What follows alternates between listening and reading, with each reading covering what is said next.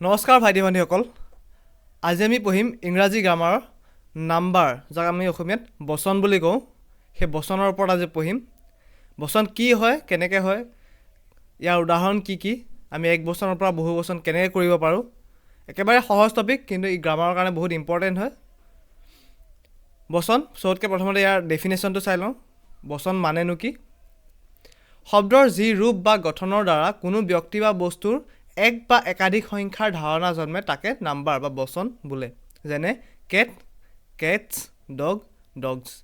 একেবাৰে সহজ এইটো লাইন বাই লাইন মুখস্থ কৰাৰ কোনো দৰকাৰ নাই শব্দৰ যি ৰূপ বা গঠনৰ দ্বাৰা কোনোবা ব্যক্তি বা বস্তুৰ এক বা একাধিক সংখ্যাৰ ধাৰণা জন্মে মানে কোনোবা এটা বস্তু এটা বুলি বুজাই আছে নে বেছিকৈ বুজাই আছে এটাতকৈ বেছি বুজাই আছে সেইটোৱে বচন হ'ব মানে উদাহৰণস্বৰূপে কি দিছে কেট কেট মানে মেকুৰী মানে এটা মেকুৰীৰ কথা কৈ আছে কেটছ এছ বুলি লগাই দিয়াৰ লগে লগে বহু বচন হৈছে বহুত কেইটা মেকুৰীৰ কথা কোৱা হৈছে নেক্সট এইটো ডগ ডগ মানে কুকুৰক এটা কুকুৰৰ কথা কোৱা হৈছে ডগছ বুলি কোৱাৰ লগে লগে বহু বচন মানে বহুত কেইটা কুকুৰৰ কথা কৈ আছে এইটো লাইন বাই লাইন মুখস্থ কৰাৰ দৰকাৰ নাই বচন মানে এইটোৱে যে আমি কোনোবা এটা বস্তু বচনৰ দ্বাৰা গম পাওঁ যে সি এটা বস্তু নে তাতকৈ বেছি বচন দুই প্ৰকাৰ আছে এক বচন আৰু বহু বচন ডেফিনেশ্যনকেইটা কৈ দিছোঁ কিন্তু ডেফিনেশ্যন মুখস্থ কৰাৰ দৰকাৰ নাই বুজি পালেই হ'ল ছিংগুলাৰ বচন মানে কি ছিংগুলাৰ নাম্বাৰ মানে কি যদি কোনো নাউন বা প্ৰনাউনে মাত্ৰ এটা সংখ্যা বুজায় তাকে ছিংগুলাৰ নাম্বাৰ বোলে একেবাৰে সহজ যদি কোনোবা এটা বস্তু এটা বুজাই আছে তেনেহ'লে সি এক বচন নেক্সটটো হ'ল বহু বচন প্লুৰেল নাম্বাৰ যাক আমি ইংৰাজীত প্লুৰেল নাম্বাৰ বুলি কওঁ যদি কোনো নাউন বা প্ৰনাউনে এটাতকৈ বেছি সংখ্যা বুজায় তাক প্লুৰেল নাম্বাৰ বুলি কোৱা হয় যদি এটাতকৈ বেছি বুজাইছে ইয়াত উদাহৰণ কি দিছে 3 কেটছ মানে তিনিটা মেকুৰী 3 বুকছ 4 বুকছ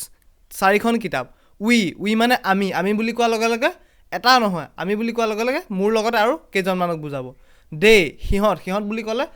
অকল এজন থাকিলে আমি সি বুলি ক'লোঁ হয় ইয়াত এইটো উদাহৰণত আছে চোৱা যেনে হি মানে সি ইয়াত দে আছে মানে সিহঁত মানে বহু বচন হৈ আছে নেক্সট এতিয়া আমি ছিংগুলাৰৰ পৰা প্লুৰেল কৰাৰ নিয়ম এই নিয়মখিনিহে এতিয়া বহুত ইম্পৰ্টেণ্ট আৰু শব্দখিনি মনত ৰখাটো ইম্পৰ্টেণ্ট নাউনৰ শেষত সাধাৰণতে কি কৰে এছ যোগ কৰি প্লুৰেল কৰা হয় হ'ব প্লুৰেল কৰাৰ নিয়ম কি প্ৰথমটো কৈছে আমি কিছুমান নাউনৰ আগত কি কৰোঁ এছ যোগ কৰি প্লুৰেল কৰোঁ বয় বুলি ক'লে এজন ল'ৰাক বুজাব বয়ছ বুলি ক'লে বহুকেইজন ল'ৰা বয় বয়ছ গাৰ্ল মানে ছোৱালী গাৰ্লছ এছ আছে মানে বহুকেইজনী ছোৱালীৰ কথা কৈছে bags birds books caps cats cows কিছ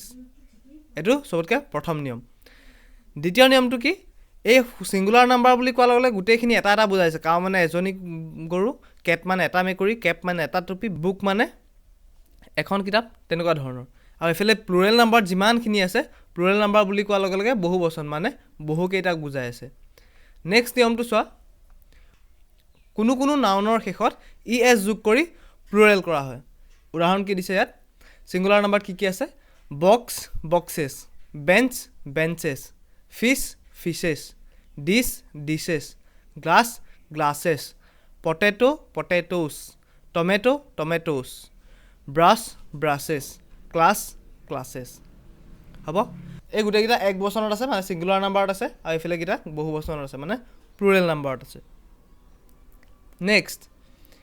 নাউনৰ শেষত যদি ৱাই থাকে আৰু তাৰ আগত কনচনেণ্ট থাকে তেনে ক্ষেত্ৰত ৱাইৰ ঠাইত IES যোগ কৰি প্লুৰেল কৰা হয় প্ৰথম নিয়ম আৰু এটা নিয়ম ইয়াতে সোমাই আছে যদি ৱাইৰ আগত ভাৱেল থাকে তেনে ক্ষেত্ৰত এছ যোগ কৰি প্লুৰেল কৰা হয় দীঘল লাগিছে কিন্তু বুজিবলৈ একেবাৰে সহজ কি আছে যদি লাষ্টত ৱাই থাকে আৰু ৱাই আগৰ আখৰটো যদি কনচনেণ্ট হয় এতিয়া কনচনেণ্ট কি ভাৱেলকে আমি আগত পঢ়িছিলোঁ ইয়াৰ আগৰ ভিডিঅ'টো পঢ়িছোঁ আমি কনচনেণ্ট কি ভাৱেল কি যদি চোৱা নাই ডেছক্ৰিপশ্যনত লিংক থাকিব তোমালোকে চাই ল'ব পাৰিবা ভাৱেলকেইটা কি আছিলে মনত পেলাই দিছোঁ AEIOU আমাৰ এই 5টা আছিলে ভাৱেল তে ইয়াৰ আগত ভাৱেলৰ বাদ দি বাকী গোটেইকেইটা হৈছে কনচনেণ্ট তে ৱাই আগত কি আছে বি আছে বিটো এটা কনচনেণ্ট তে কনচনেণ্ট থাকিলে আমি কি কৰোঁ ৱাইৰ জেগাত IES যোগ কৰি প্লুৰেল কৰোঁ তে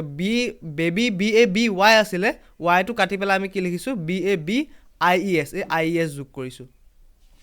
নেক্সট চব ছেম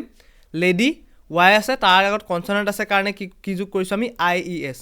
হ'ব এইটোতো ৱাই আগত এম মানে এমটো কনচনেণ্ট তাক কি যোগ কৰিছোঁ IES ৱাইটো নিলিখোঁ আমি ৱাই জেগাত লিখিম আৰু ESটো লগাই দিম নেক্সট কাণ্ট্ৰি ইয়াতো ছেম ৱাই জেগাত IES কিন্তু 4 নম্বৰত কি আছে y জেগাত ই আছে এটো কনসনেন্ট নহয় ভাৱেল সেকেন্ড নম্বৰটো এটো কি দিছে যদি y ৰ আগত ভাৱেল থাকে তেনে ক্ষেত্ৰত কি হ'ব অকল s যোগ হ'ব যদি y ৰ আগত ভাৱেল আছে এটো ই আছে ভাৱেল আছে অকল ইয়াত s এটা যোগ কৰি দিলে হ'ল monkey monkeys ইয়াতো সেম donkey donkeys y আগত ভাৱেল আছে তে ভাৱেল থাকিলে আমি লাষ্টত s এটা যোগ কৰি দিলে হ'ল তে কি k e y y আগত ই আছে ইটো এটা ভাৱেল তে তাৰ লগত s যোগ কৰা হৈছে day days একেই হ'ব এটো হৈছে মোৰ ইনষ্টাগ্ৰামৰ পেজ ইয়াত তোমালোকে ফলো কৰি মেছেজ এটা কৰি দিবা যদিহে pdf লাগে এইটো ভিডিওৰ বা যিকোনো ভিডিওৰ মই বনোৱা ভিডিওৰ গুটেকিটা ভিডিওৰ pdf আছে কোনটো ভিডিওৰ pdf লাগে মোক জনাই দিলে দি দিম মই নেক্সট সিঙ্গুলাৰৰ পৰা প্লুৰেল কৰা নিয়ম 4 নম্বৰ নিয়ম কোনো নাউনৰ শেষত f বা fe থাকিলে f বা fe ৰ খলনি ves যোগ কৰি প্লুৰেল কৰা হয় হ'ব কি কৈছে যদি কিছুমান নাউনৰ লাষ্টত f বা fe থাকে তেনে ক্ষেত্ৰত f বা fe ৰ খলনি আমি কি যোগ কৰো ves যোগ কৰি প্লুৰেল কৰো হ'ব সিঙ্গুলাৰ নাম্বাৰত কি আছে l e a f f আছে ইয়াত তে f ৰ জায়গাত আমি কি কৰিম v লিখিম আৰু es এটা যোগ কৰি দিম leaf leaves সব একে ইয়াত f আছে f ৰ জায়গাত v লিখিছো es এটা যোগ কৰি দিছো মই হ'ব নাইফ fe আছে এই fe টো কাটি দিম fe টো কাটি ves লগাই দিম ইয়াত fe আছে লাষ্টত লাইফ fe টো কাটি ves লগাই দিম life lives wolf wolves wife wives calf calves একে নেক্সট নিয়ম কিছুমান নাউনৰ শেষত f থাকিলেও সিহঁতক কেৱল s যোগ কৰা হয় হ'ব কিছুমান নাউনৰ শেষত f থাকিলেও তাক আমি ves যোগ নকৰিম অকল s যোগ কৰিম তেনেকুৱা শব্দবোৰ এইবোৰ roof roofs scarf scarves proof proofs belief beliefs chief chiefs ইয়াত অকল s যোগ কৰা হৈছে নেক্সট নিয়মটো কি কোনো নাউনৰ শেষত ভাৱেলৰ পৰিৱৰ্তন কৰি প্লুৰেল কৰা হয় ভাৱেলৰ পৰিৱৰ্তন কৰি মানে মাজত এইটো m a n আছিল ইয়াত প্লুৰেল কৰোতে আমি কি হল m e n বনাই দিলো এই a ঠাইত আমি e লিখিলো same woman m a n woman আছিল woman w o m e n কৰি দিলো এই জায়গাত আমি e লিখি দিলো ভাৱেলটো খলনি কৰি দিলো